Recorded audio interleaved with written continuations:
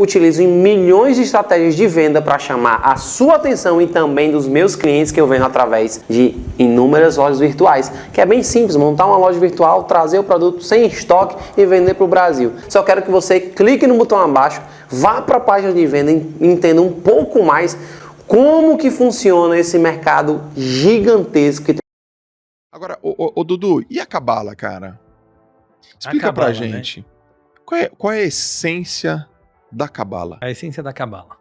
A Cabala é muito polêmica, porque hoje você tem vários grupos que dão aula de Cabala, né? Você tem um centro de Cabala, você tem, assim, sem querer agora criticar ou julgar as diversas linhas de Cabala que você tem, mas eu vou falar, assim, pela explicação original, eu acho que é isso que as pessoas gostam de mim, que apesar de eu ser um rabino mais moderno, eu trago a explicação como ela tá no livro, né? Tá o bom. que é a Cabala? O que é a Cabala? A Cabala é o lado místico e esotérico do judaísmo.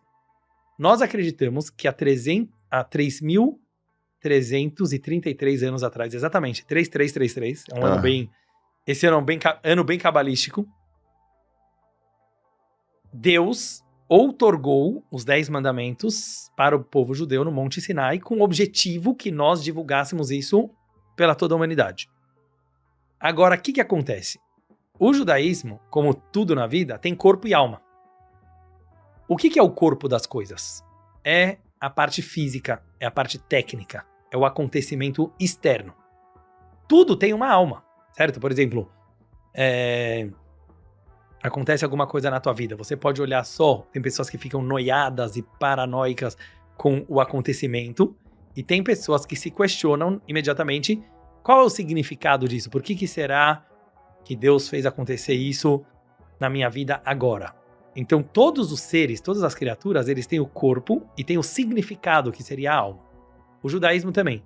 Por milhares de anos, as pessoas, inclusive judias, ficaram muito focadas no corpo do judaísmo. O corpo do judaísmo, que não é pequeno, são as leis. Imagina, Joel, tem 613 mandamentos com milhares de ramificações. Então, praticamente, para tudo que você faz na vida, você tem regras judaicas de como se comportar. Na hora de comer, o que você pode comer, o que você não pode comer, com quem você pode se relacionar, como você pode se relacionar, que dias que você pode trabalhar, no sábado a gente não pode trabalhar.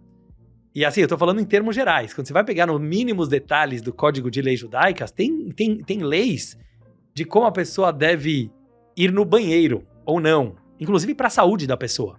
Como são as relações sexuais, Então tem pessoas que clamam a liberdade, essa liberdade, na minha opinião, um pouco ilusória do mundo de hoje, que acham que a religião, nesse contexto, está completamente antiquada, certo? Falar assim, num mundo de liberdade, não cabe ficar colocando um monte de leis, né, um monte de regras.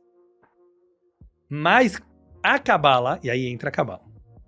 A Cabala, ela vem revelar que todas essas regrinhas, todas essas limitações que a religião impõe na tua vida, elas vieram te libertar e não te aprisionar.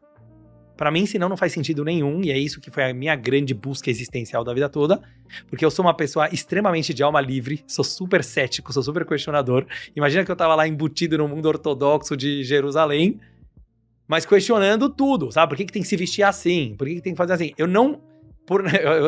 Uma confissão aqui, por natureza, diferente do Joel, eu não gosto de regras. Porque eu sei que você fala muito sobre disciplina. Sim. E eu acho até legal a gente bater papo sobre isso. Sim. E eu tenho uma natureza de uma certa rebeldia espiritual. Tá. Que eu não acho ruim, entendeu? Porque eu acho que isso me leva à minha criatividade, aos meus questionamentos e tudo. Então eu sempre questionei a quantidade de costumes e tradições e regras do judaísmo. Hoje em dia eu consigo ver, e é legal até a gente falar sobre isso, como essas regras, e eu acho que esse era um dos temas até que você me falou que a gente queria conversar, que é como atingir uma alta performance, se você quiser já entrar um pouco nisso de acordo com o judaísmo. Eu tenho uma pergunta antes, assim, por que o termo, esse número é cabalístico? Ah, tá bom. Então, antes de falar da alta performance, mas eu acho que é legal, Por que esse termo, essa terminologia? O que quer dizer cabala? Cabala é uma coisa muito mística. Tá? Então, tipo assim, a cabala, como eu falei, ela é a alma do judaísmo. Então ela vem te mostrar como o corpo do judaísmo, que parece chato, falando em palavras simples, tá bom. Ele na verdade é legal. Por que ele é legal? Porque ele tá te revelando a tua essência. Ele tá revelando a essência das coisas. A tradução, já vou chegar nos números. A tradução de cabala em hebraico é receber. Okay. Receber. O motivo técnico para cabala ser receber é porque esse conhecimento, diferente do resto do judaísmo, que foi sempre ensinado de forma pública, de forma oficial, de forma aberta, a cabala sempre foi passada de geração em geração por poucos rabinos e sábios que tinham a sensibilidade, a brisa, como eu gosto de falar, de conseguir ver as entrelinhas da Bíblia. Certo. As entrelinhas. Então, por isso chama cabala, porque isso foi recebido de geração em geração. Tá. Porém, tem uma explicação mais profunda, que eu gosto mais, que cabala te ensina a ser um receptor, a ser uma pessoa que saiba receber da vida. Aliás, isso aqui é um tema até para, se quiser, outro podcast, porque assim, é uma coisa que, para mim, é life-changing, muda a nossa vida. Todo mundo fala muito sobre doar. Sim. Parece pro ser humano que doar é mais difícil do que receber, né? Sim. Porque todo mundo gosta de sushi na faixa, todo mundo gosta de coisa grátis, certo? Como a gente fala. Ninguém gosta de pôr a mão no bolso e doar. Mas quando você pega psicologicamente, mais profundamente falando, é muito mais difícil o ser humano ter a humildade de receber do que de dar. Por quê? Porque na hora é legal receber grátis. Mas os problemas psicológicos gerados numa pessoa que ganhou tudo grátis, de um filho mimado, ou de uma pessoa, às vezes, até que ganhou na loteria, a gente sabe disso. Ele não sabe receber, porque isso se chama na Cabala Nahama de Kisufa. Eu faço questão de falar o nome em aramaico para pegar o termo original. Nahama de Kisufa significa, Joel, o pão da vergonha. O pão da vergonha quer dizer assim, tudo aquilo que você não mereceu, que você não fez por merecer, na hora é muito gostoso. Ganhei R$1 milhão grátis. Você não percebe que o teu sentimento de dívida perante a vida, perante a pessoa que te deu esse dinheiro, ele é tão grande que em algum momento ele começa a te incomodar. Então é muito difícil aceitar ser amado. Todo mundo fala de amor, todas as músicas cantam de amor. É muito difícil ser amado, sabe? Porque quando você é amado, você se torna dependente desse relacionamento. Você se torna muito vulnerável. Você se torna muito frágil. Então imagina perante Deus, perante a vida. Então ser um receptor da vida, e aqui a gente vai chegar numa coisa fantástica, não é contradição com ser um doador. Ao contrário. Você poderá ser um doador top, high performance, quando você aprender a ser um aluno. Quando você aprender a receber. Na linguagem do Talmud, um copo cheio não dá para receber nada. Um copo vazio, ele pode receber. Consegue, tem espaço. Você entendeu? Então, assim, para eu poder... Eu vou dar um exemplo assim. Para eu, Rabino Dudu, poder dar uma boa aula e transmitir para o mundo o melhor que eu posso dar para o mundo. Se eu vou me achar apenas um doador, um mártir da humanidade, sabe essas pessoas que falam, não, eu sou uma pessoa que sacrifico a minha vida pela religião, pelo próximo. O que você vai dar para os outros? Você vai dar, desculpa falar, migalhas. Sim. Você vai dar os restos, sabe por quê? Você ainda nem descobriu direito quem você é. Você está reprimido. Você não está feliz. O que você vai estar dando para o outro? Entendeu? Então, alguém que sabe, em primeiro lugar, entrar em contato consigo mesmo, se libertar das suas amarras, receber, para mim isso que significa receber, quer dizer, aceita que você pode ser feliz, aceita que você não precisa ser igual a todos os rabinos, você não precisa ser igual a todos os profissionais, não tem que ter aquela máquina de pessoas que faz todo mundo igual. Quanto mais você conseguir ser você mesmo, você vai transbordar. Então as pessoas que estão na tua volta, eles vão receber não as tuas migalhas, eles vão receber o teu best. A tua essência. Então, chegando na numerologia cabalística, agora você vai entender. Já que a Cabala fala tanto do receber, que é a alma, a tua alma, a alma do universo, a tua essência.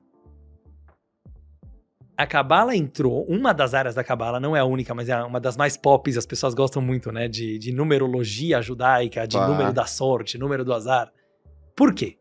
Aliás, é muito legal falar sobre isso no mundo de hoje e ver que a ciência está entrando na mesma linha, né? Hoje, o que se sabe pela ciência?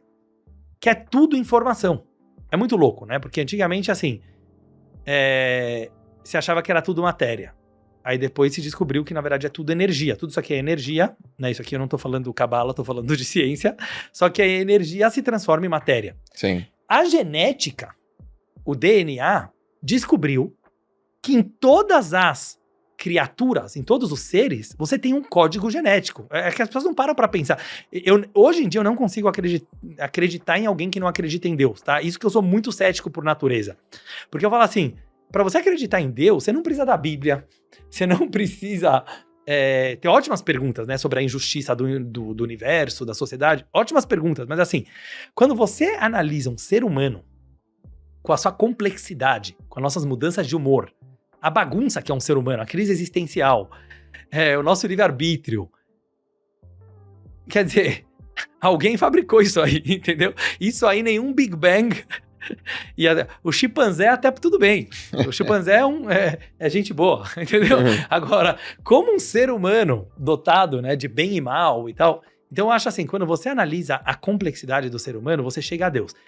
A ciência hoje descobriu a genética, né? Você vê que a maioria dos estudos, inclusive de descobrir cura para doenças, cura do câncer, tudo, estão estudando a genética, porque se descobriu que se você muda um X, um Y, né, você vai lá, muda umas letrinhas, você pode literalmente mudar a célula de uma pessoa. Isso a Cabala já falava milhares de anos atrás, que é aquilo que está escrito no Gênesis, na Bíblia, Deus criou o mundo através da palavra. E as pessoas não entendiam isso. O que quer dizer Deus criou o mundo através da palavra? Isso significa que dentro de cada matéria, dessa madeira, dentro de mim, existe um código, literalmente um código de letras e de palavras, que são energias, que elas são, é como um grande computador, digamos assim, e ele tem um funcionamento. A Cabala, como ciência, ela se dedica a entender essa numerologia do universo.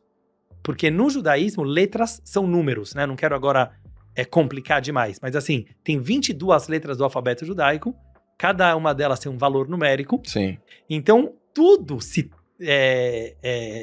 desenvolve através de letras e números. Então, por exemplo, eu tenho um nome em hebraico. Muita gente hoje em dia na Universidade da Cabala me pede, mesmo não judeus, eu quero ter um nome em hebraico.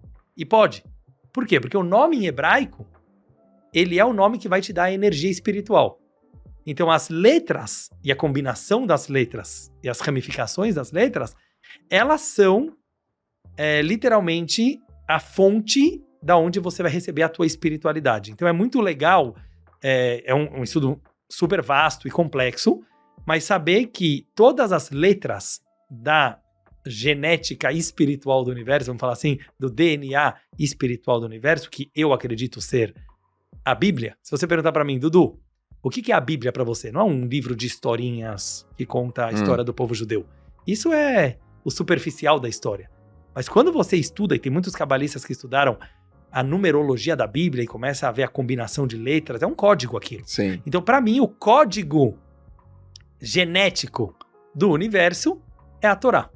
Eu acredito nisso e respeito quem não acredita e quem acredita que seja outro. Mas assim, duvidar que existe uma planta do universo, entendeu? Alguma coisa que tenha uma organização, hoje em dia é cientificamente difícil, né? Porque algum plano tem aí. Quer dizer, até os cientistas mais honestos, independente se eles chamam Deus de Deus, eles assumem, independente se eles chamam Deus de Deus, ou chama de acaso, ou chama de força do universo, mas todo mundo percebe que tem uma inteligência fenomenal por trás da construção, né, de um olho humano, de uma célula. A gente tem trilhões de células, né, então assim, é uma coisa...